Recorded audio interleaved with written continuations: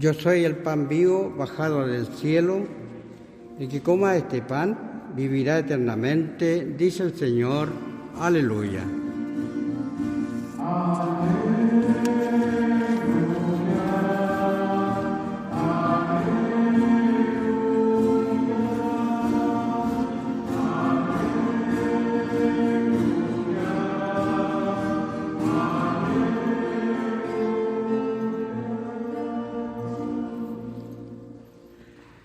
El Señor esté con ustedes.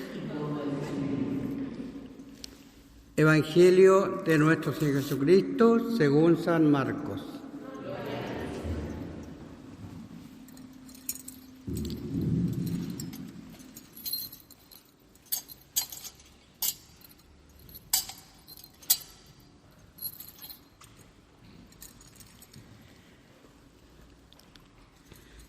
El primer día de la fiesta de los panes ácimos, cuando se inmolaba la víctima pascual, los discípulos dijeron a Jesús: ¿Dónde quieres que vayamos a prepararte la comida pascual?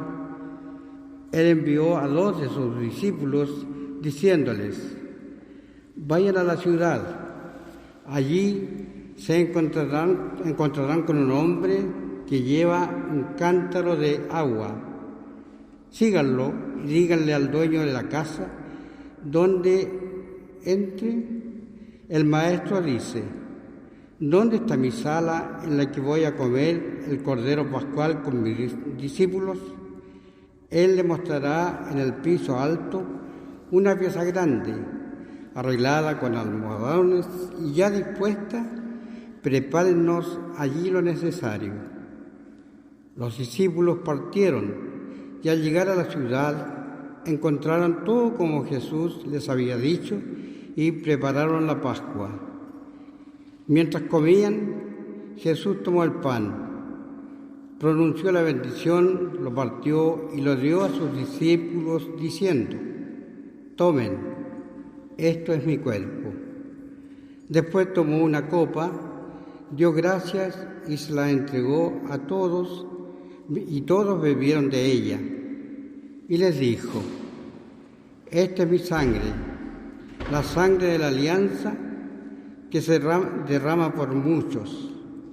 Les aseguro que no beberé más del fruto de la vid hasta el día en que beba el vino nuevo en el reino de Dios. Palabra del Señor.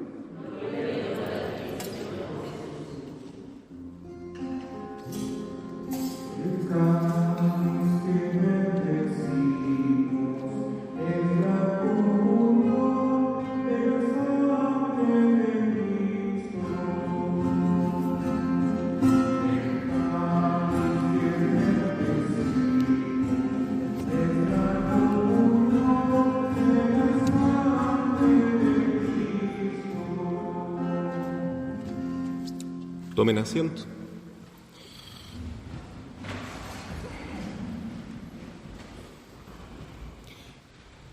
Queridos hermanos, celebramos esta solemnidad del cuerpo y la sangre de Cristo.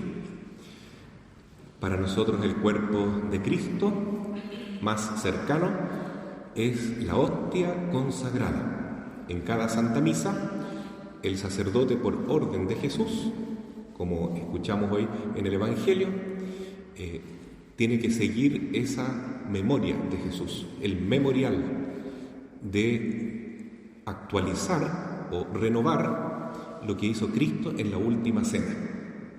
Entonces, cuando un padre dice en la misa: esto es mi cuerpo, es Jesús que está hablando, es Jesús quien está actuando, y es como que todos estamos presentes en el momento de ese Jueves Santo, en la última cena, la primera misa, la primera Eucaristía, la primera vez que Jesús transformó el pan en su propio cuerpo y el vino en su propia sangre. La primera y única, también podríamos decir, porque cada Santa Misa es, en el fondo, como ya dije, volver a ese momento. Es solamente un sacrificio. Y también este sacrificio del Jueves Santo del Señor, ¿no es cierto?, cuando dice esto es mi cuerpo, esta es mi sangre, se une al sacrificio del Viernes Santo, donde se consuma plenamente ese sacrificio, ¿no? Porque Cristo en la cruz derramó toda su sangre para salvarnos. Con su sangre divina nos limpia de nuestros pecados, nos da vida nueva. Es una transfusión divina de sangre que nos permite a nosotros tener la vida del Señor, la vida de hijos de Dios, y que nuestra sangre, o bien dicho, nuestra alma contaminada por el pecado, se pueda purificar, se pueda sanar y podamos vivir con la sangre del Señor en nuestra propia vida, con el Espíritu Santo de Jesús. Ese es el misterio más lindo que tenemos en la Iglesia, porque Cristo está presente realmente, hermanos, está con nosotros. La hostia consagrada, entonces, para los católicos no es solamente un signo de la presencia de Jesús, no es como algo que recuerda ese momento en que Jesús celebró la última cena, sino que es mucho más que eso. Es verdaderamente Cristo presente, está ahí, es Jesús, es realmente su cuerpo, su sangre, su alma, su divinidad, su persona completa, que está con nosotros. Claro que Cristo en su cuerpo resucitado, glorificado, está en el cielo, a la derecha del Padre Dios, pero Él no nos ha querido dejar solos acá en la tierra. Dijo, yo estaré con ustedes todos los días hasta el fin del mundo. ¿Y qué va a ocurrir en el día final? Cristo volverá en toda su gloria y majestad para juzgar a vivos y muertos, renovar el cielo y la tierra, y entonces comenzará el reinado definitivo de Cristo y la derrota también definitiva de Satanás, que tendrá que irse al infierno con todas las almas condenadas que eligieron seguirlo a Él. Entonces, mis queridos hermanos, este regalo del cuerpo de Cristo tenemos que agradecerlo, valorarlo, amarlo y también defenderlo porque Él se ha puesto en nuestras manos como un niño pequeño se pone en las manos de sus padres para que nosotros lo cuidemos. A mí me ha gustado mucho últimamente, porque yo no lo he dicho tan explícito, ¿no es cierto?, pero que varios fieles de la iglesia de San José de la Mariquina están eligiendo comulgar en la boca por respeto a la comunión. Es el Espíritu Santo que los ha inspirado, porque es extremadamente necesario y justo que le demos respeto, gloria a Jesús. Es cierto que están las medidas sanitarias del COVID-19 y si alguien comulga en la mano está totalmente permitido, no está cometiendo ningún pecado, pero es una delicadeza que se ha dado, ¿no? Y también han ocurrido otras cosas hermosas en estos últimos tiempos. Nuestro Papa Francisco, que ha sido tan criticado por ser como un Papa medio revolucionario, muy progresista, últimamente se ha puesto muy firme para defender a Jesús eucarístico. Y acaba entonces de dictar, porque eso es un Papa, es un rey, es un soberano que representa a Cristo acá en la tierra y tiene derecho en nombre de Jesús, porque el Señor le dio esa autoridad de colocar leyes para la Iglesia, leyes para todos los cristianos católicos, leyes que el que no la quiere cumplir es libre de no cumplirla, pero ya no es católico, se aparta de la Iglesia, queda excomulgado de la Iglesia, porque recibir a Jesús en la Eucaristía significa entrar en comunión con la Santísima Trinidad, el Padre, el Hijo, el cuerpo de Cristo, ¿no?, y el Espíritu Santo. También diríamos en forma absolutamente cierta que comulgamos con el corazón inmaculado de María y el corazón castísimo de San José, porque el corazón de María es inseparable del corazón de Cristo, son un solo corazón.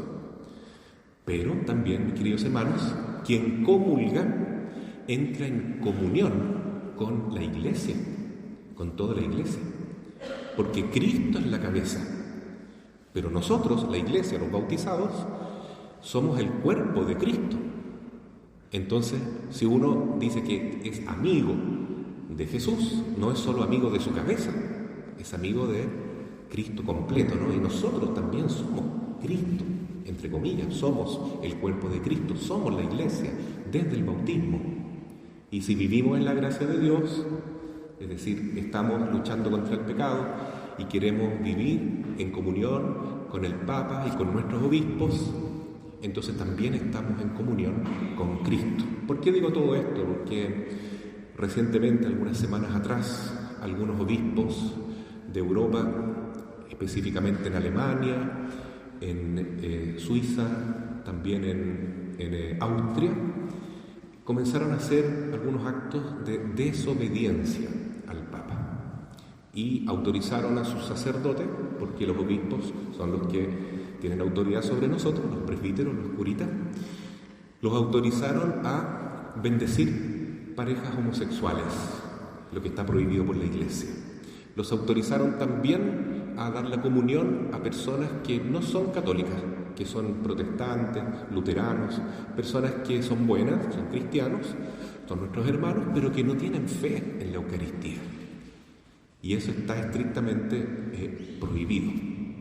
Hay que hablar así porque el lenguaje jurídico también es una expresión de amor, porque dice las cosas claras, no raya la cancha.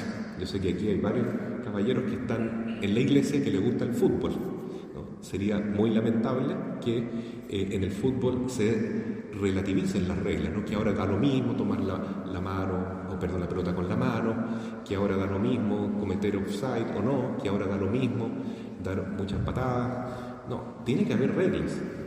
Con cuánta mayor razón tiene que haber reglas en nuestra iglesia, en esta forma de seguir a Jesús, para no equivocarnos, para no ser ovejas perdidas que toman un camino equivocado, que finalmente quedan fuera del rebaño. Porque dice Jesús que, comparando la iglesia también con una viña, una vid, nosotros somos ramas, pero la viña verdadera, el árbol de la vida, es Jesucristo. Y si las ramas se separan del árbol, se secan, no pueden producir fruto, solamente sirven para el fuego. Entonces nosotros debemos preocuparnos sobre todo de estar unidos al Señor. Y para estar unidos a Jesús es necesario comulgar.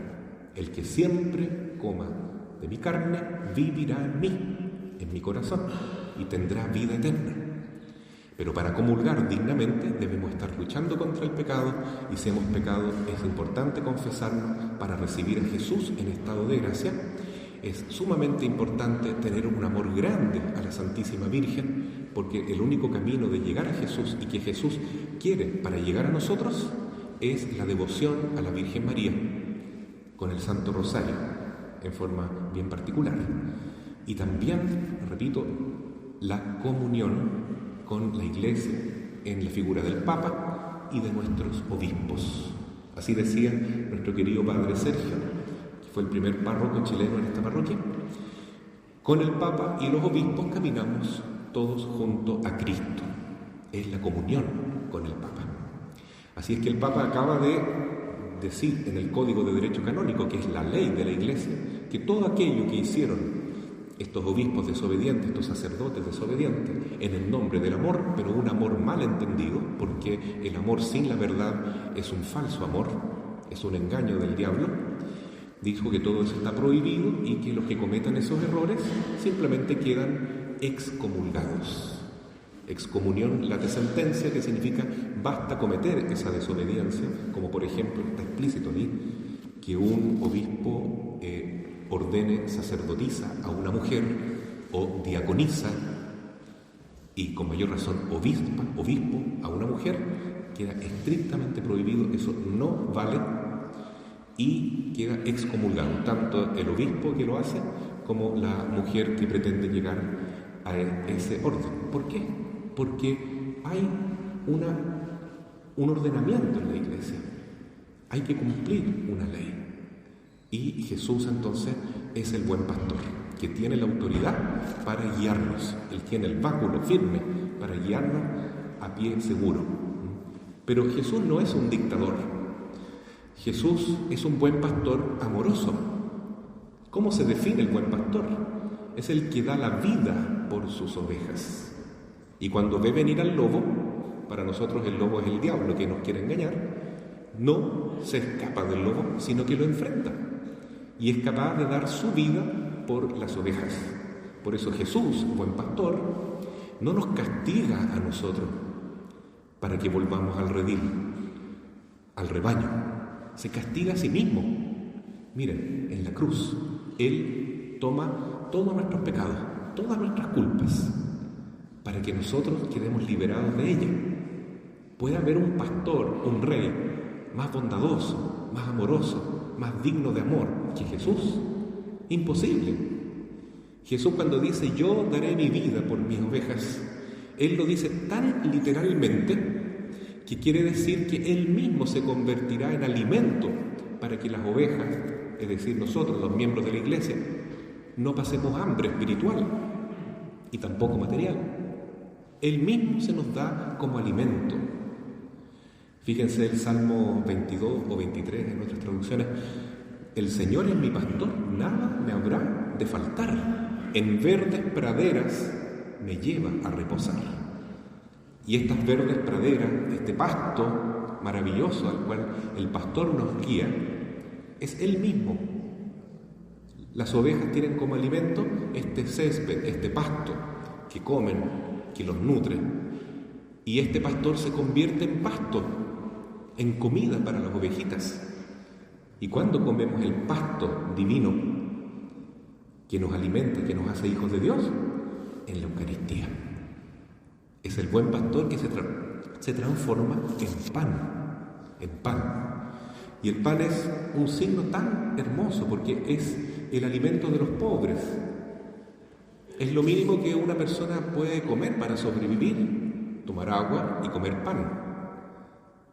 Yo me acuerdo cuando Chile vivía recesiones en la época de los 80. En muchas casas solo había eso, tecito y pan. Tecito y pan.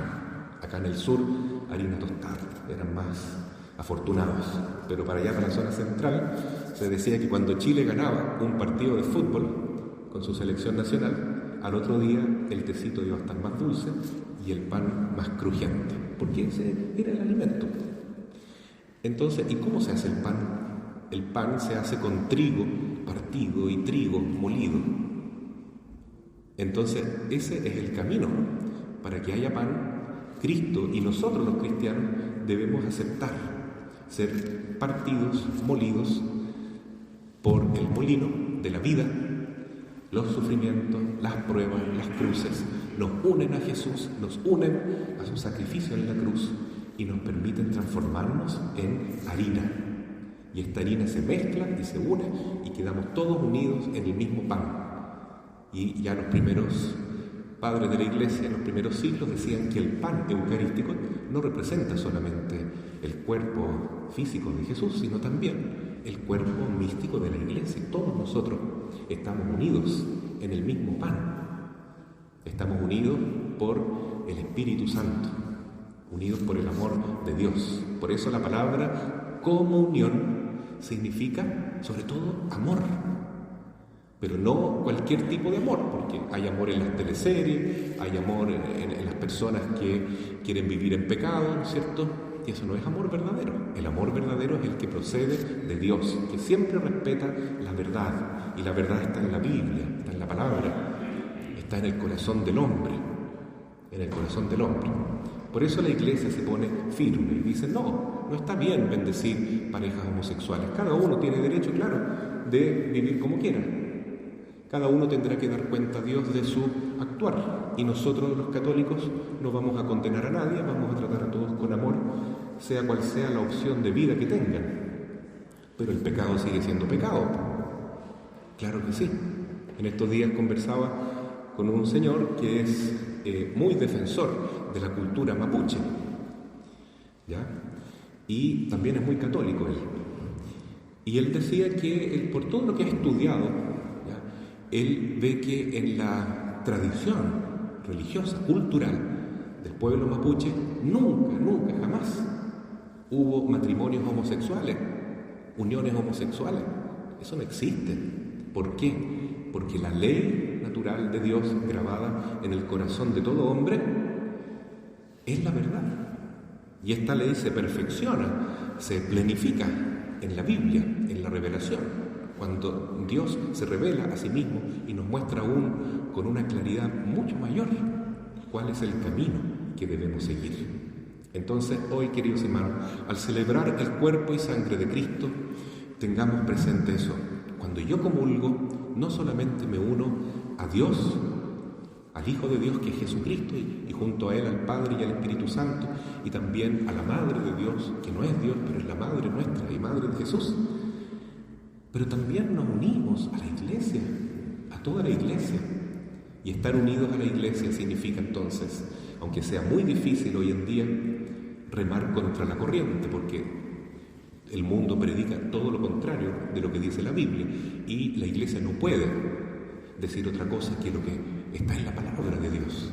Entonces, ser cristiano hoy en día significará remar contra la corriente, ir contra la masa, y ser capaz también de decir: yo soy cristiano, no me avergüenzo de reconocer que amo a Jesús, pero amo a Jesús completo, la cabeza y el cuerpo, el amor y la verdad. A Jesús entonces le damos la gloria en este día de su cuerpo y su sangre, y le suplicamos que nos haga dignos de formar parte de su cuerpo místico que es la Iglesia, y que por nada del mundo quedemos fuera de este pueblo de Dios que camina hacia la vida eterna. Ayer yo comencé a explicar, por último, esta palabra que dice la Virgen de Fátima, que es muy importante entenderla bien, porque el cuerpo de Cristo es un pan de ángeles, es un pan que ya nos hace vivir un poco en el cielo, ¿no? Tenemos que tener puesta nuestra mirada en la vida eterna. Algunos de ustedes vienen a recordar seres queridos, ¿no es cierto?, que ya partieron. Bueno, la forma de llegar a la vida eterna es como dice Jesús, unirnos a Cristo. Y Cristo dijo: el que coma mi carne, el que beba mi sangre siempre, vivirá en mí, no morirá para siempre, tendrá vida eterna y yo lo resucitaré en el último día. Entonces, por eso, la comunión también nos pone en referencia a la vida del más allá, a lo que viene después. ¿Y qué viene después de la muerte? Para los que mueren en gracia de Dios, normalmente viene un tiempo de purificación que se llama purgatorio, preparación para entrar definitivamente al cielo. Y el cielo es la meta, estar con Dios cara a cara y con nuestros seres queridos en una gloria, en una felicidad sin fin, esperando también el último día de la historia, que vendrá nuestro Señor Jesucristo para resucitar a vivos y muertos. Pero las personas siguen viviendo, ya no como personas completas, su alma sigue existiendo. Recuerden cuando Jesús decía que Él no es Dios de muertos, es Dios de vivos, y por eso conversa con Moisés, conversa también con Elías. Dice que Abraham, Isaac y Jacob están vivos, tal vez no resucitados, pero sus almas viven. Por eso nosotros oramos por las almas de los difuntos, para que ojalá ya no estén en el purgatorio, sino que ya puedan haber entrado a la gloria celestial. Y la Virgen nos dice en Fátima que debemos rezar por ellas. ¿Cómo? Cada vez que rezamos el Santo Rosario, estamos ayudando a nuestros seres queridos a avanzar en el purgatorio, a progresar y acercarse al cielo. Así es. Por eso debemos decir: oh Jesús mío, perdona nuestros pecados. Eso es lo que le pedimos. Perdona nuestros pecados, líbranos del fuego del infierno, que nadie se vaya a ese lugar de condenación eterna donde nunca más se puede salir. Y después dice: lleva todas las almas al cielo y socorre principalmente a las más necesitadas de tu misericordia. ¿A qué se refiere eso? A lo que ustedes vienen a hacer hoy algunos, ¿no? A rezar por las almas del purgatorio, los fieles difuntos. Lleva esas almas al cielo, le decimos en el rosario, y socorre a las más necesitadas de tu misericordia, porque en el purgatorio hay distintos niveles, ¿no es cierto?, de penitencia, por decir así. Entonces las más necesitadas son las que están como más lejos del cielo. Por ellas debemos rezar más, las más necesitadas de la misericordia. Entonces, qué importante es el Santo Rosario. Por el Santo Rosario nosotros nos alejamos del pecado, exorcizamos al espíritu maligno de nuestra vida, nos mantenemos unidos a la Iglesia, la Virgen, por el Santo Rosario, sin duda nos mantendrá unidos a Cristo Eucarístico. También lograremos la conversión de muchos hermanos que viven en pecado, que están enceguecidos por la ignorancia de los ídolos de este mundo, que el dinero, el prestigio, el poder, los placeres de la vida sin amor, contra el mandamiento de Dios.